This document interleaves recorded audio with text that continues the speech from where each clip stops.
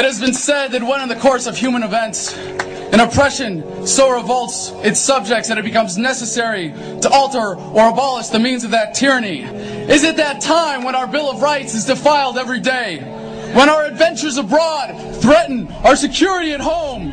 When the Federal Reserve keeps our free nation enslaved by debt? When the people of the world tremble under the thumb of corporate imperialism? And now, our nation is drifting dangerously from freedom to fascism. So I have to ask, is it time?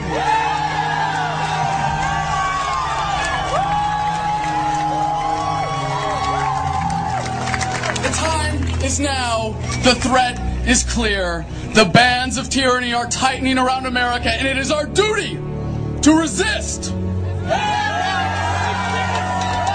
As empowered patriots, let us take stock of our commitment to the ideals upon which this country was founded.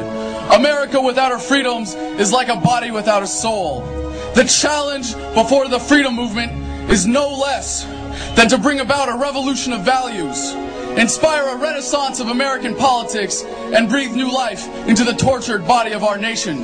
We will meet that challenge with courage and love, and as always, we the people will prevail.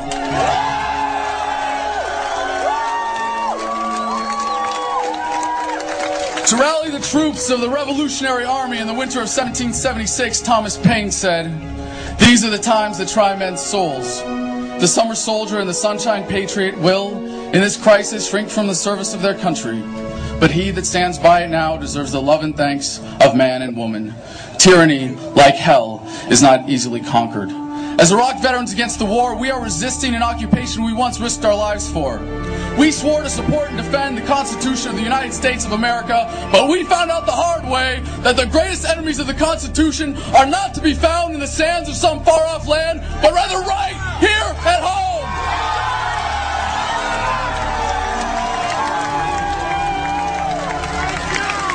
We are your new winter soldiers, and we are still defending America. We bring the values, skills, and commitment that make us warriors to the fight before us today. We are working to end the war by strategically withdrawing our material support and inspiring others to do the same. By advocating for veterans, we are empowering soldiers to become successful civilians. With Truth in Recruiting, we are inspiring a generation of young Americans to find a better way to serve their country than dying for empire. And by supporting those who are actively resisting, we inspire further resistance and ensure that soldiers still have the right, as is their duty, to disobey illegal orders. I will not tell you that the Band-Aids applied by Democrats and Republicans will heal us. I will not pretend that everything is just going to be okay while we are bled dry by tyrants. And if it takes the last full measure of devotion, I will not allow the same fate to befall this country. This young movement is getting past the external wounds to the greater evils plaguing this nation. We know that the greatest threat to American security is the current corruption of our government. No politician has ever ended a war. Civil rights were won in this country not by any legislator, but by a movement.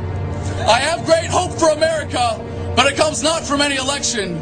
No, my hope comes from you.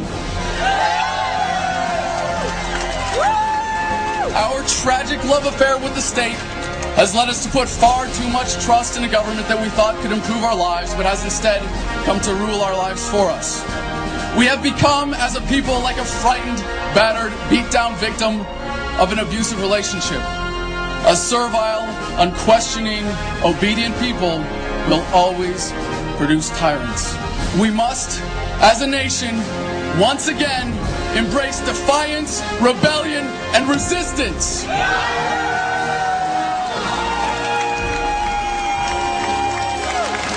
Every day, more and more Americans are avoiding unenforceable taxes, leaving government jobs out of disgust, and sending their kids to college instead of combat. But our efforts as a movement must become unified and deliberate to fully withdraw our support and compliance. Be it with your lives, labor, or tax dollars, stop investing in your own oppression. Guard your communities from the police state. Don't waste a single vote or a single dollar on the two-party system. Do not be content merely to grumble and to march while they are using fear, force and violence as weapons of oppression. We must embrace the opportunity to resist civilly while we still can.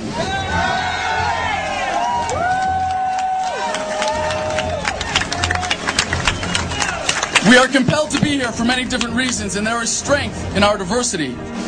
As within Iraq Veterans Against the War and Veterans for Peace, we don't need to be uniform to be unified. Take a look at the thoughtful, passionate people that surround you on this field and throughout this country.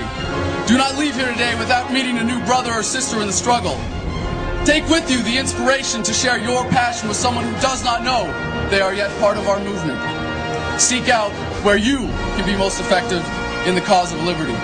Challenge our force-fed culture of questioning conformity and compliance, and embrace a world that is not defined by the politics of fear, our obedience-producing schools, or the false prophets of the corporate media.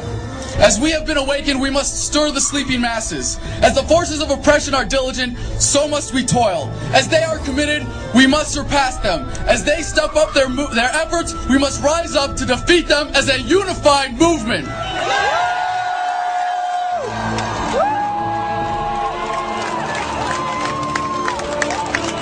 have been labeled rebels, traitors, enemies of the state.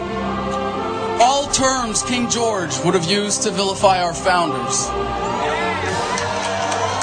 I, for one, will always rebel against oppression, a traitor only to tyranny, and I would be remiss to not make myself the enemy of a state that so blatantly tramples our freedoms. American values have been nearly vanquished by consumerism, militarism, and authoritarianism. Yellow ribbons and lapel pins will not save this country. When injustice becomes law, resistance becomes duty. The utmost manifestation of love and devotion to America is today, as it always has been, resistance of tyranny.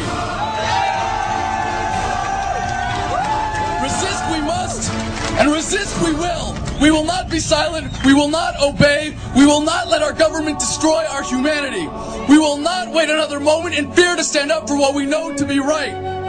It is time we start meeting oppression with resistance. They cannot stop us. Humanity marches on. You can fight it or fight for it. When we say revolution, we say it with love.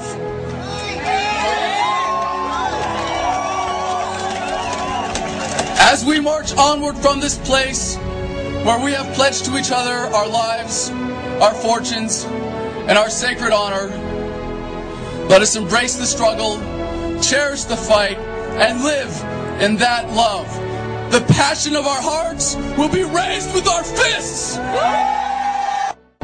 Open your eyes before you die.